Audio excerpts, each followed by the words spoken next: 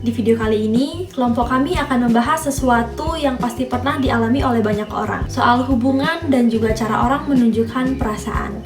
Nah, di video kali ini, kelompok kami mengambil judul The Unspoken Rules of Dating, Indonesian Subtle Hints versus Western Directness. Nah, lewat topik ini, kami ingin menunjukkan gimana sih perbedaan budaya dapat mempengaruhi cara seseorang berkomunikasi dalam hubungan romantis. Nah, perbedaan ini nggak cuman soal kebiasaan, tapi juga menunjukkan gaya komunikasi antar budaya yang dalam cross-cultural understanding disebut dengan teori high context versus low context communication dan individualism versus collectivism. Melalui vlog ini, kami ingin mengajak kalian untuk lihat bahwa perbedaan cara berkomunikasi itu menarik untuk dipahami, karena dari sanalah kita belajar menghargai keunikan setiap budaya dan memahami makna sebenarnya dari cinta lintas budaya.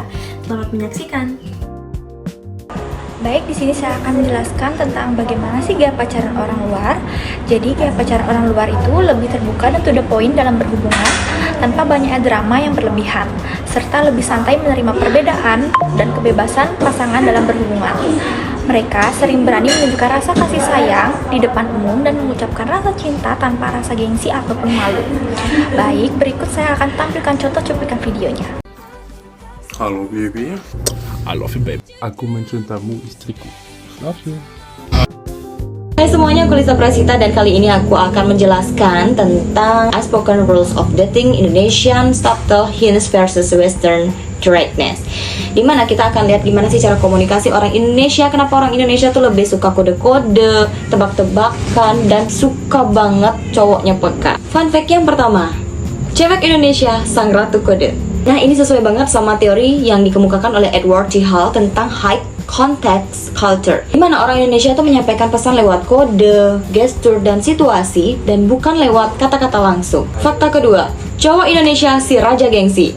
Sekarang giliran cowok Indonesia, makhluk paling gengsi se-Asia Tenggara. Bilang sayang aja kayaknya susah banget, apalagi di depan teman-temannya. Tapi cowok Indonesia rela jemput ceweknya 10 km, nunggu 4 jam di depan kampus, bahkan pura-pura nggak ngantuk biar bisa dengerin curhatan ceweknya. Ini bisa dijelasin lewat story Stella Ting to Me tentang face saving culture, dimana cowok Indonesia itu cenderung jaga muka dan perasaan, jadi lebih nyaman untuk ngebuktiin lewat tindakan dan bukan kata-kata. Sampai ketiga, pacaran di Indonesia kolektif dan sopan. Menurut Gert Hofstede, budaya kita itu kolektivisit, di mana hubungan pribadi pun sering dipengaruhi oleh nilai sosial dan keluarga. Teori Hall, Ting to Me, dan Hofstede, kita bisa lihat kalau orang Indonesia lebih halus dan peka, sementara orang Barat itu lebih terbuka dan lugas.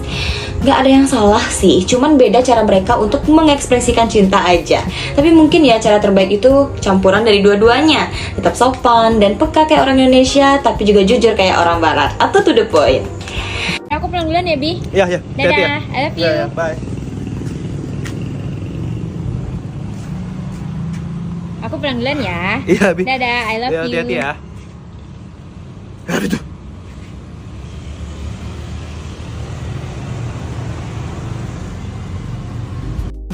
Baik, di sini saya akan menjelaskan gimana sih perbandingan gaya pacaran orang bule ataupun orang lokalan Indonesia.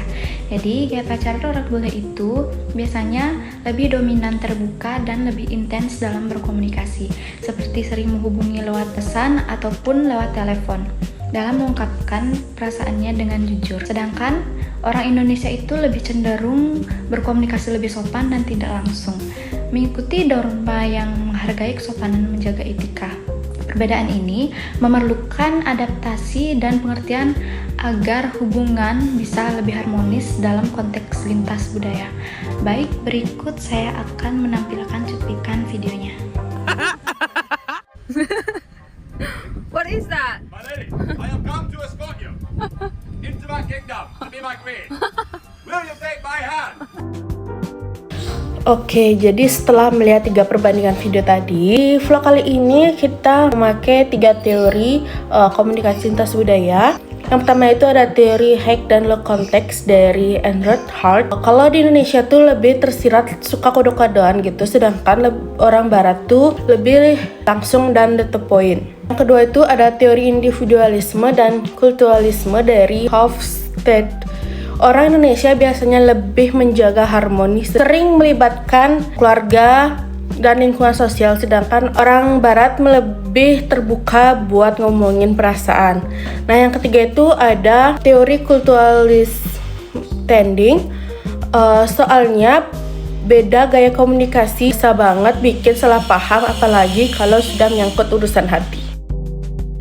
Nah, dari perbandingan tadi kita bisa lihat kalau cara seseorang mengekspresikan cinta ternyata nggak cuma dipengaruhi oleh kepribadian, tapi juga oleh budaya tempat mereka tumbuh. Di Indonesia juga banyak orang memilih menyampaikan perasaan dengan cara yang lebih halus dan penuh isyarat. Karena kita hidup dalam budaya yang menjunjung keharmonisan dan rasa sungkan.